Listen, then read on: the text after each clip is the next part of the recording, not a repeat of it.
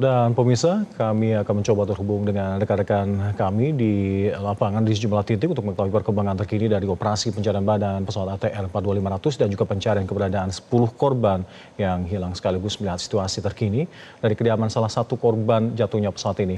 Kita menyapa terlebih dahulu ada Faisal. Faisal, bisa Anda jelaskan terkait dengan informasi penemuan satu korban jatuhnya pesawat ATR 42500 terkini?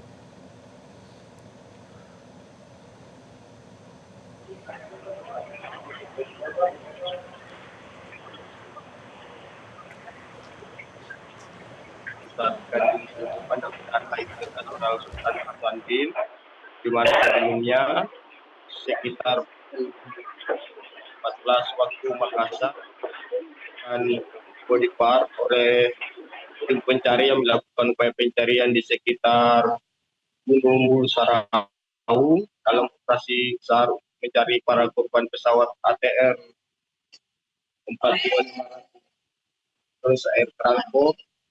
Saya mereka menemukan body part atau potongan jenazah yang tidak utuh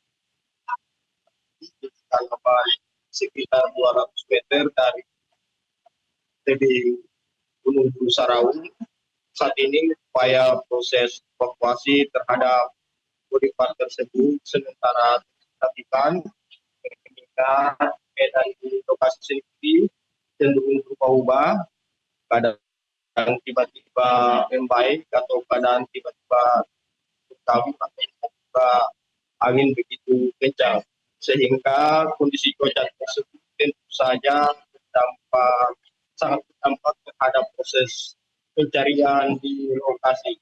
Saat ini sejumlah hal telah dilakukan dan proses pencarian juga terus melibatkan sejumlah unsur, diantaranya dari Basarnas sendiri, TNI Polri, dan sejumlah pihak terkait lainnya. Sebelumnya sendiri di lokasi bahwasanya keluarga dari pilot ATR 2500 itu datang ke Bandar Utara Internasional Sultan Hasanuddin. Saat ini dia ditempatkan di Absek Bandara setelah sebelumnya sempat dilakukan pengambilan sampel untuk kepentingan identifikasi jika ditemukan jenazah dari para penumpang pesawat ATR tersebut setelah sebelumnya sempat hilang kontak di wilayah Kabupaten Maros sebelum akhirnya ditemukan serpihannya di wilayah perbatasan antara Kabupaten Maros dan Pangkep, di mana wilayah yang di Pulau Sarau tersebut merupakan wilayah perbatasan dua kabupaten kota di wilayah Provinsi Sulawesi Selatan.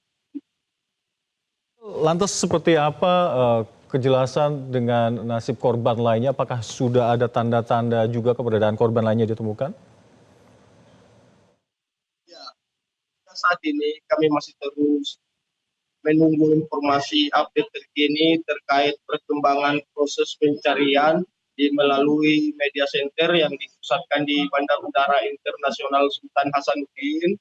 Mengingat saat ini kondisi cuaca di wilayah Kabupaten Maros ataupun di Kabupaten Pangkep sendiri cenderung tidak menentu, kadang hujan, kadang angin tiba-tiba bertiup kencang, dan tiba-tiba tentu saja di lokasi puncak Gunung Sarau yang berada di ketinggian sudah pasti diselimuti oleh awan seperti itu. Iya, Faisal, terkait dengan kondisi lokasi yang cukup sulit, medan terjal, apalagi ditambah tadi perubahan cuaca yang cukup ekstrim, lantas seperti apa proses evakuasi para korban di sana? Ya, dapat kami informasikan bahwasanya kalau untuk di lokasi sendiri mengingat puncak gunung seperti itu dan lokasi itu kerap dijadikan sebagai daerah jalur pendakian oleh anak-anak pencinta alam tentu saja, dan jalurnya memang cukup ekstrim dan di sana memiliki beberapa pos jalur pendakian, namun untuk kalau di lokasi pos terakhir untuk menuju puncak memang medannya cukup terjal seperti itu dan terdapat beberapa batuan lepas yang sewaktu-waktu jika seseorang berjalan di atas lebih ketinggian dapat menimpa orang yang di bawahnya. Baik, terima kasih Faisal. Kami akan terus menunggu update informasi dari Anda. Kita bergabung dengan Samuel. Samuel, pasca ditemukannya satu korban yang dikonfirmasi atas nama Deden Mulyana, seperti apa kondisi di rumah keluarga korban saat ini? Iya baik, Alkafi, memang sampai dengan saat ini, sore hari ini, kerabat dan juga keluarga masih terus mendatangi kediaman dari korban Deden Mulyana. Dan walaupun tadi juga sempat hujan deras, namun pasca hujan tersebut sudah mulai mereda, kembali lagi keluarga dan kerabat juga berdatangan, baik yang dari rekan kerja di KKP maupun juga teman-teman dari korban. Dan memang juga kedatangan para korban ke sini sekaligus juga memberikan dukungan moral kepada keluarga seperti istri dan anak dari korban dan juga keluarga besarnya ada adik.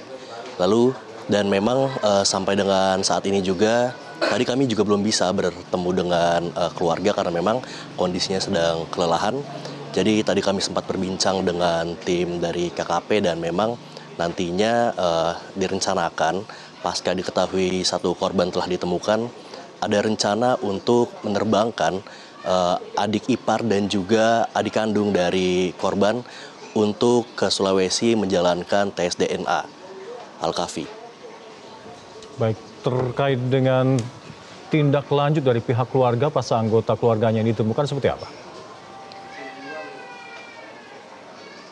Ya Alkafi, jadi memang sampai dengan saat ini informasinya juga masih belum dapat dipastikan lagi. Nanti kami akan mencoba untuk melakukan konfirmasi kepada baik pihak KKP ataupun keluarga. Namun memang yang tadi kami ketahui direncanakan nantinya yang tadi telah saya jelaskan bahwa adik kandung dan juga adik ipar dari korban akan berangkat ke Sulawesi lewat Bandara Soekarno-Hatta pada Senin dini hari, yaitu di pukul 2. Dan memang tadi ditujukan sebagai bantuan untuk mengidentifikasi korban-korban yang apabila nanti harapannya dapat ditemukan. Seperti itu kira-kira informasi sementaranya, Alkafi. Baik, Andi Samuel melaporkan langsung dari kediaman korban dan sebelumnya ada Faizal. Terima kasih laporan Anda rekan-rekan. Kami akan terus menunggu update informasi dari Anda. Jelajahi cara baru mendapatkan informasi. Download Metro TV Extend sekarang.